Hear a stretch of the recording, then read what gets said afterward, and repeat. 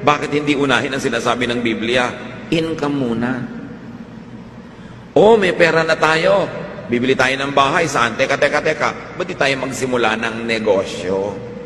Para kung umuwi na itong si OFW, matanggal man, o mag-resign, o mag-retire, may negosyong kumikita.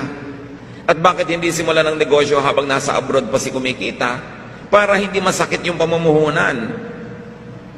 Para kumikita na dito, nagsisimula na, kumikita pa siya ron, pag uwi niya, itutuloy na lang niya yung kumikita ng negosyo. Pero oras na inuna mo, bahay, kotse, TV, PSP, mga cellphone, mga pagkakagastusan, pag nawala ng trabaho bukas, benta lahat yan. Pati mga alahas ni Mrs. isa-isang nahuhubad, nagpupunta sa mga tambunting, mga Cebuana, diba?